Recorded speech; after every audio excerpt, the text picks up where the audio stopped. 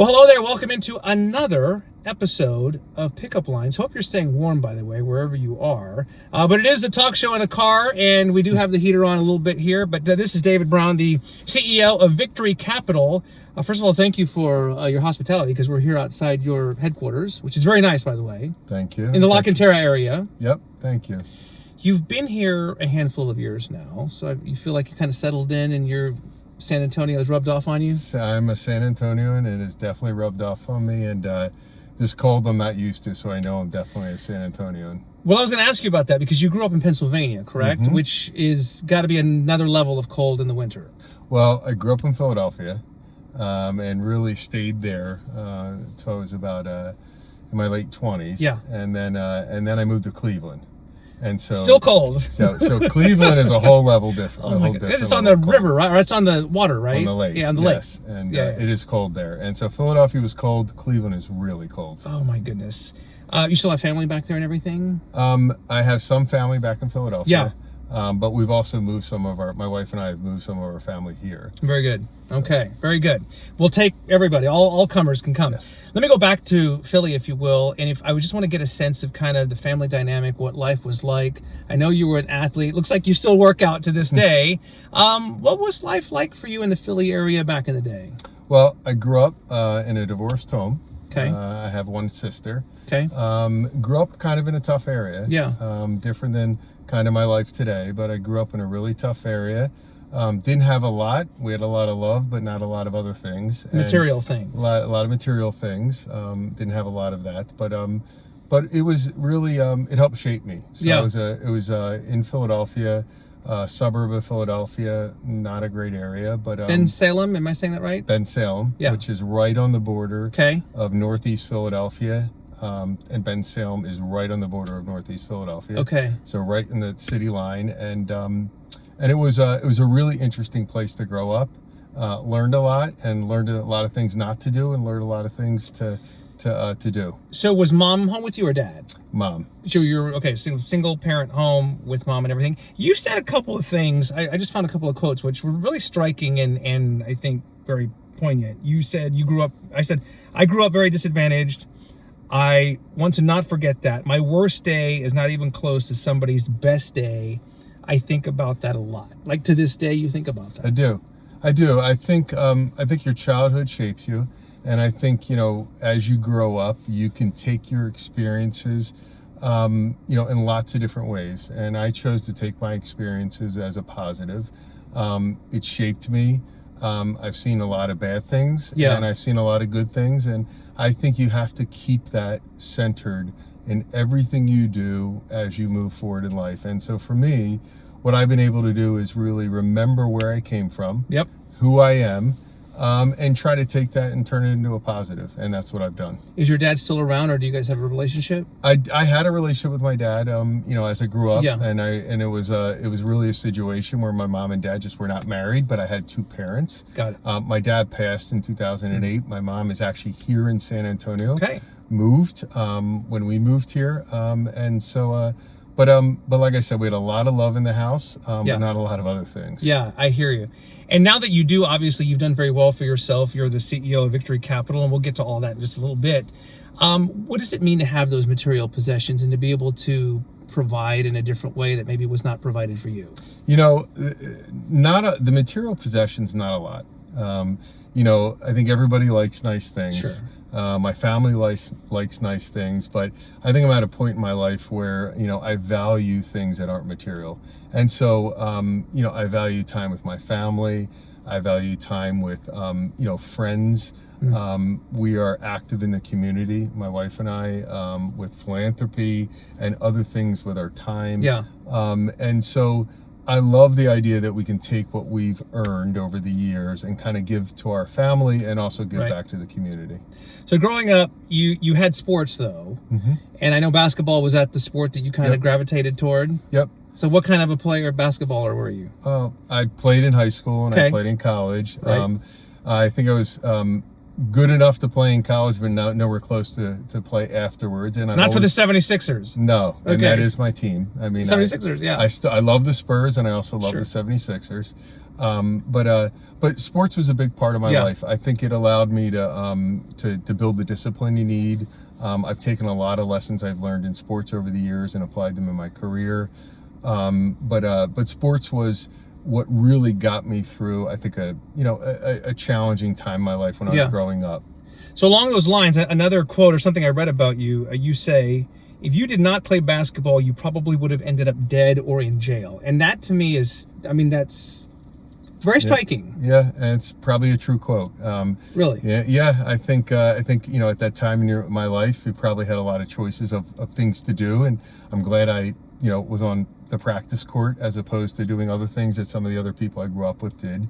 And the people I grew up with, there have been some people that have been successful and a lot that have not been successful. But I really think that was something that, was an outlet for me. Yeah. If you grow up a certain way and you're exposed to certain things, you have choices. And, being a young man, you don't always make the best choices. You don't have those life experiences. And without your father in the house, I guess, or a father figure, you're kind of forced to fend for yourself in some regard, right? Yeah, I think more of just the environment. I think less of from a father perspective. I think more just the environment. And and again, I go back and I look at those days and I think about them, and I think they actually have shaped a lot in my life.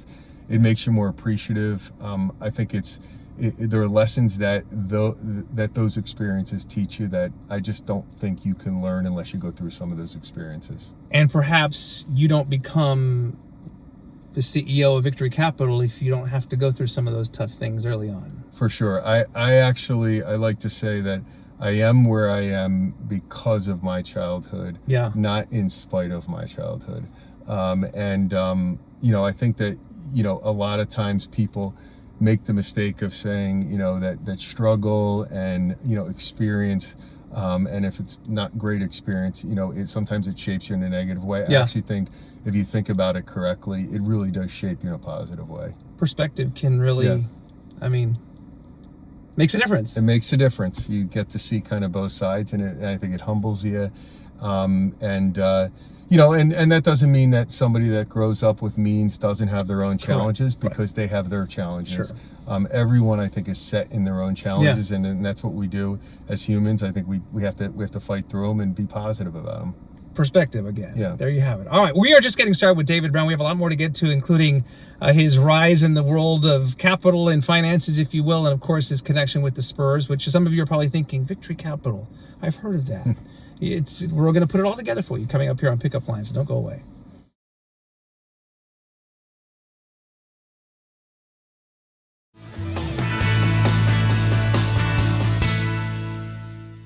We continue on here with David Brown, the CEO of Victory Capital. I bet you have driven by their headquarters, or the monstrosity that is the Spurs practice facility right there by Six Flags, Fiesta, Texas, La Cantera. And now this is the man who runs the whole thing, essentially. Before we get to that, I'm curious, was it in your childhood, you knew you weren't going to play in the NBA and everything, but the world of finance, capital, investing, how did that start? Where did that start? Well, it really started after I graduated college. Okay. When I graduated college, I thought I was going to be a tax attorney. CPA. A CPA, tax attorney, for whatever reason. That was in my head. And so I graduated, I had a political science degree with an emphasis in accounting, got my CPA, and I was off to be a tax attorney. But that kind of all changed when I went to work for Ernst & Young. Okay. And when I went to work for Ernst & Young, all of my clients at Ernst & Young were investment managers. Okay. And that's real. And I've always loved the markets. Even when I was younger, I was always just interested in the markets. I didn't have any money to invest, but I was always interested in them. And by the way, is this in the 90s? What time frame? 90s? In the mid 90s. Mid 90s. Okay. Yeah, long time ago. Yeah. So, but then when I graduated, and I went to work for Ernst & Young, what really struck me when we were working with these investment management businesses, how much I love the business, how much I love the market, and really that was the beginning of wanting to be kind of on the other side of the table. And so I really thought about time to not be an accountant, consultant, auditor, I think I need to be on the other side of the table. And remember, this is the dawn of the internet, the World Wide Web, those kinds of things. But you are, among other things, you are a deal maker.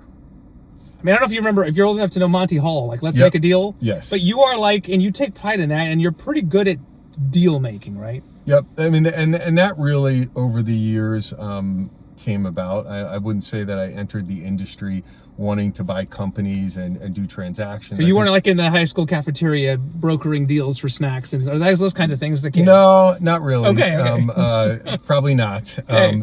But really, my love for the market and the industry, and the other thing is, and I think this relates to sports, is investment management is a human capital business. It is everything that we do as a company. It's really human beings. We have no assets other than our human beings, and that's what we always talk about. So our assets go up and down the elevator every day. And so if you think about sports, if you think about an industry where the most important thing is the employees, it's really it's a great industry. And then you put on top of that the markets, and that really appealed to me. And so you make the jump, and you eventually join Victory Capital, which, if I'm not mistaken, was in Cleveland or in Ohio, Yep. where you originally started. Yep. And when you got involved, were you completely sold on the company, or how were you feeling about the whole thing? So I joined the company in 2004. Okay. I was living in Philadelphia, and I was really commuting from Philadelphia to Cleveland. Back and forth. Back and forth. I had my oldest daughter and my wife at the time were in Philadelphia. And so I was not sold on the company. It was owned by Key Corp in Cleveland. Right. And really my thought was I'm going to work there for a year or two. And a year or two has turned into a couple decades. Right. And so I'm sold on the company now. I hope so. and I quickly got sold on the company, but I wasn't when I originally started. It was really just a filler for me, and a bridge potentially to something else. But you had to go in and as you worked your way up the corporate ladder and eventually into the C-suite, if you will, and the top, you had to make some pretty difficult decisions as it relates to staffing and just kind of changing the mentality, budgeting, spending money, right? Yep. In the early years of Victory, when I started, we were a pretty large organization and probably too large for the business that we had. Yeah. So we had to go through a period where we downsized from a personnel perspective. Was not the most popular person when you do that, but it was the best thing for the company. And, and that really set the foundation, I think, for the company going forward. When you joined in 2004, though, are you thinking one day I'm going to be up in the corner office in the top, like you want to be CEO? Are you thinking that kind of thing? No. I mean, I honestly am thinking about how we better the company and what we do. Yeah. And my goal has never been to be the chair and the CEO of a company. I really want to go to work every day and enjoy what I do. Right. And I think that, whatever the role is, I want to enjoy what I do. Of course, I had aspirations of wanting to lead something. Yeah. I feel like leadership is something that you grow over the years. Right. And I wanted to lead. But it's not something that I'd say, no, I want to be in that corner. Got it. Office. Got it. But eventually you get sold on the company, obviously, and then your family moves to Ohio with you. Yep. And you're there doing your thing, and maybe you would have stayed there for the rest of your career. And I had read, I guess, was it San Antonio, to make a long story short, kind of came on your radar when you guys acquired something with USA, correct? Correct. And when I was in Cleveland, we were doing our thing, and we had 3 more kids while we were in Cleveland. Okay. So I had my 3 of my 4 children in Cleveland, and so we took the company public in 2018. We bought our business out from that Key Corp in 2013. Okay. And so it's 2018, and it's probably -5 in Cleveland. And we're a public company. And then, we come across USAA's investment management business here in San Antonio. And I had never been to San Antonio before. So the first time I came to San Antonio was to do diligence on the USAA investment management business. And we wound up convincing them to let us buy the business. And so we bought the business. And at the time, because we had bought our business out from Key Corp, we were looking at moving our headquarters from Cleveland to somewhere else. Right. Cleveland is not a hotbed of investment management talent. Okay. Although we have a lot of talented people there, it's just not an area where you have a lot of talent. So we were looking at moving our headquarters, maybe moving it somewhere a little bit warmer, somewhere a little bit more conducive to recruiting. And when we bought the USA Investment Management business, we did all of the work to look at San Antonio and say, does this fit where we might want to move our headquarters?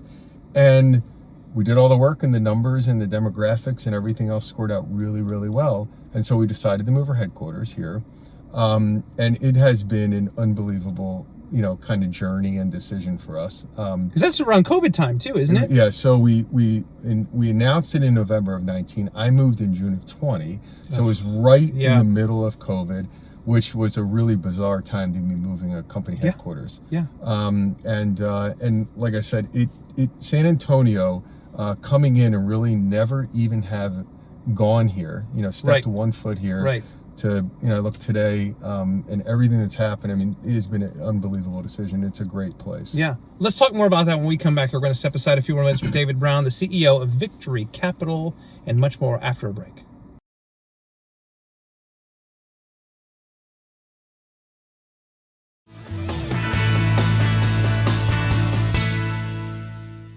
A few more minutes here with David Brown, the CEO of Victory Capital. Again, a Pennsylvania native, but one of San Antonio's own now. So you get here during COVID time in 2020, and it was your intention to maybe this time you're going to lay some roots down and stay a while. Yep. Hopefully. That's what the plan is. Yeah. Absolutely. So you're set up in your headquarters, which again is right here in the La Cantera area. Back then, the Spurs were practicing in the medical center area, kind of tucked away there behind the Lubies and everything. And I know you were going to Spurs games, you're a basketball fan, et cetera, et cetera. And at some point, you and the Spurs collide as plans are being made to create this state-of-the-art facility here, and I'll let you kind of take it from there. Yeah, I mean, I was I wanted to go to games, and it was easy to get tickets when the Spurs weren't so good. That now is a little more difficult. You're right. Yeah, and it's I like to say I've been going to Spurs games since COVID, and I've never ever seen a playoff game here, which sounds crazy. It is, because the Spurs have been. You might this year. I hope so. Yeah. We better. Yeah. But going to games, and there was a discussion that I had with really RC Buford, and a gentleman named Frank Maselli, who's their director of kind of revenue. Right, and there was a discussion around, do you want to potentially sponsor our new practice facility? And initially, I was not. I was cold on it. It was we had talked in Cleveland, working with the Cavaliers. Right. Sure. And as I got to know the Spurs a lot more, from a different perspective as just a fan, what I really, really learned about them is a lot of the principles that they kind of think about every day, we do as well at our company. Yeah. And so who we are and who the Spurs are really lined up well. And so we started to talk a little bit more, and eventually where we came out, it just made all the sense in the world for us to sponsor this new performance center. It's state of the art. Amazing. It's community based, and we aren't just sponsoring the performance center. Right. We are doing advertising kind of in the stadium. We're doing things in the community. We have philanthropic things we do with them. So it has been an unbelievable relationship, and really it's centered around, I think, the principles that the Spurs have match very well with us.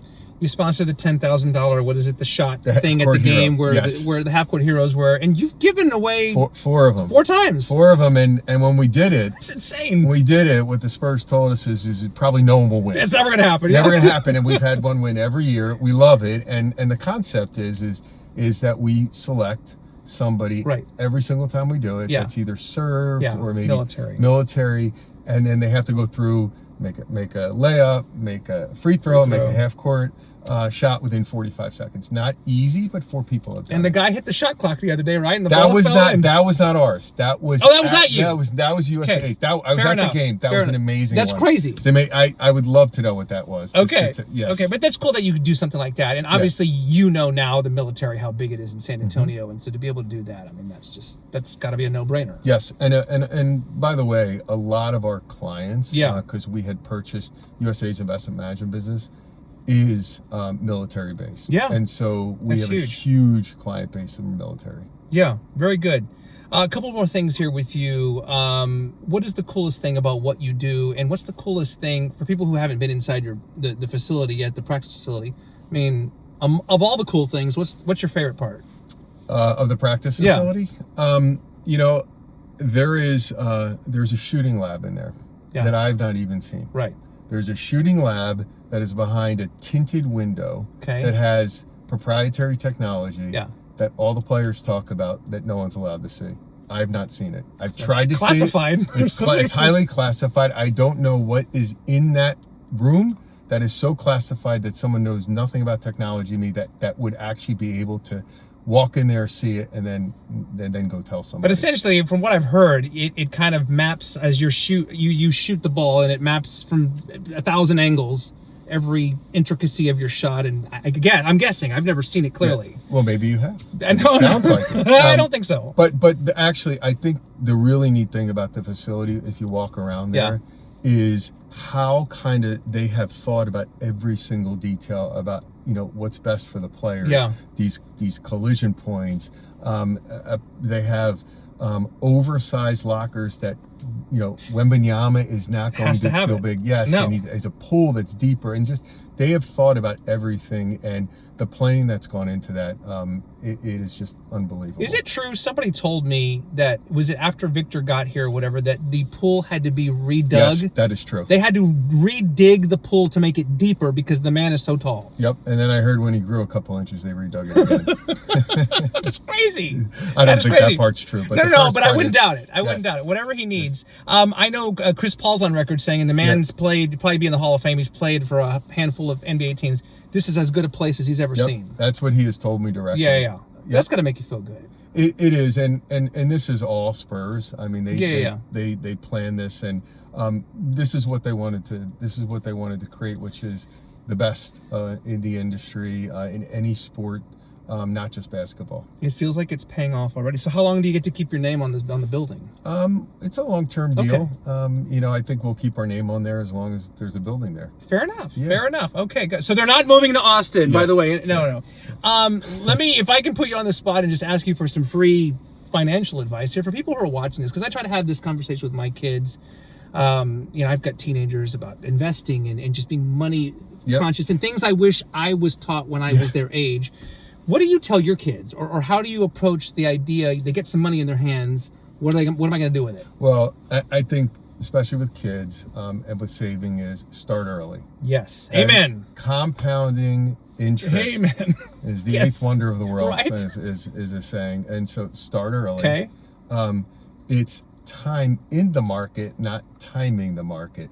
So you have to take a long-term view of the market. It's a marathon. It's a marathon, and you can't think that, oh my God, the market is down, I'm going to pull my money out, then I'm going to invest it. And so you have to be in the market, you got to start early, and you have to be allocated correctly. So you have to have some of your investment, you have to balance portfolio, some of it in equity, some of it in fixed income, and there's different risk levels. But the key is have good asset allocation, start young, and don't time the market. And a lot of people use this strategy, with their retirement plans.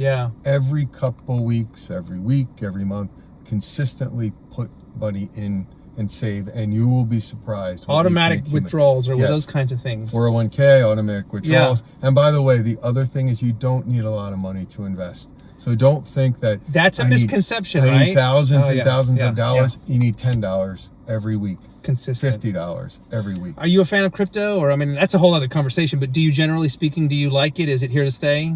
Originally I was not. I think it is here to stay. I think as part of a balanced portfolio, it makes a lot of sense. When it gets into this is my only investment, that feels like gambling to me. Got it. But for sure, yes. Okay. Well, again, I'm not going to press you for an hour's worth of information here. I'm just fascinated by what you've been able to do, and I think you're just another living example of someone who, so many people who have sat here were not born in San Antonio, but they got here as fast as they could, and they've made a life for themselves, and they get it now. Yep, I get it. My family loves San Antonio. My kids, go to school here. My wife likes it. I love the weather. I love the people here. And, this is home for us now. Yeah. Well, good on you for someone who kind of had a little bit of, rough growing up. I mean, it turned out all right. Yeah. Yeah. Yeah. That's awesome. So happy to visit with you, thank David. you. David Brown, Thank CEO of Victory Capital, and perhaps one of the top Spurs fans, and also a fan of the 76ers. I like the Spurs' chances, if I'm being honest and biased. I think the Spurs, but we'll see about the Sixers. I don't know. Nah, the Spurs are good. Allen Iverson's one of my all-time favorites, though. I got to say, we're talking about Sixers, but we'll have to do that some other time. Thank you, sir. Okay. Good to see you. All right, that's another episode of Pickup Lines. We'll do it again very soon. You never know who's going to sit here in the passenger seat, but we always enjoy the conversations. Until next time, I'm Ernie Zudiga. Thanks so much for watching. Bye for now.